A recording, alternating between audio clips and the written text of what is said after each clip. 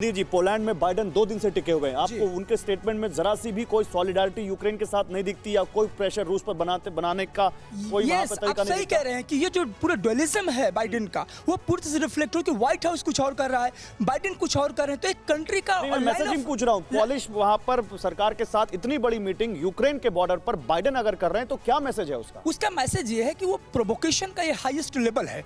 वो नाटो कह रहे हैं कि नाटो की हमने कसम, आपने क्या कसम खाई है कि यूक्रेन तबाह हो चुका है, खंडहर में तब्दील हो चुका है पिछले 32 दिनों में, और आपने अभी कसम की दुहाई दे रहे हो। सर, जब कसम की बात है तो मैम मैं आपसे एक सवाल पूछना चाहती हूँ। बाइडेन जिस तरीके से जाते हैं, मैसेज देने की कोशिश करते हैं, बाइडेन के संबोधन के ठीक बाद जेलेंस्की का बयान सामने आता है और वेस्टर्न कंट्रीज से वो मिलिट्री फोर्सेस की, मिलिट्री सप्लाईज की डिमांड करते हैं।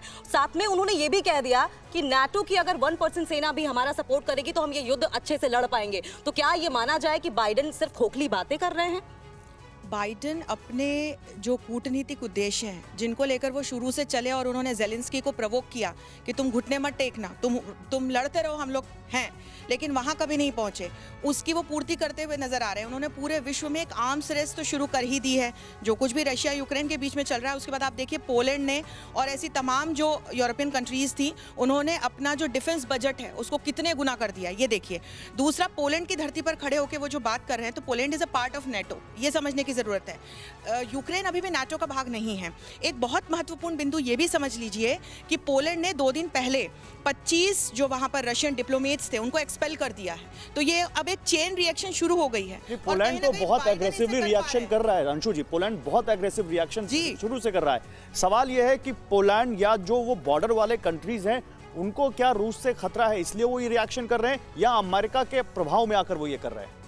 देखिए, ये जो तमाम देश हैं ये शुरू से ही नाटो का भाग हैं। हाँ, ठीक है। तो as a part of NATO alliance उनकी जिन टर्म्स पर या कलेक्टिव सिक्योरिटी के जिस सिद्धांत पर वो काम करते हैं, वो उसको ध्यान में रखते हुए और फिर अपनी सुरक्षा को ध्यान में रखते हुए ये तमाम कदम उठा रहे हैं। मैम, जब 2-3 एक्चुअली नाटो में अभी अगर उन्होंने बिदेन ने वहाँ बोला है नाटो को, फोर्सेस को, कि आप जवाब देने के लिए तैयार रहो, क्या वो ये कहना चाहते हैं कि अनकंट्रोल्ड वॉर हो जाएगी?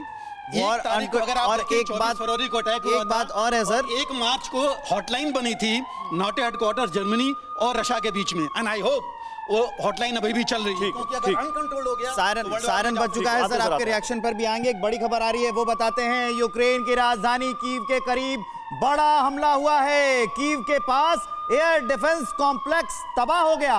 इस्कंदर मिसाइल से एयर डिफेंस ध्वस्त किया गया है। कीव के पास तैनात था बक एयर डिफेंस सिस्टम। बिल्कुल, तो ये देखिए बक डिफेंस सिस्टम को यहां पर किस तरह से रूस ने तबाह कर दिया है। ये कीव के करीब एक बड़ा हमला किया रूस ने, और बक डिफेंस सिस्टम को यहां पर यूक्रेन के कीव ने किस तरह से तबाह किया, ये दिख रहा है। परवाह देश की, सोमवार से शुक्रवार रात 10 बजे TV9 भारतवर्ष पर।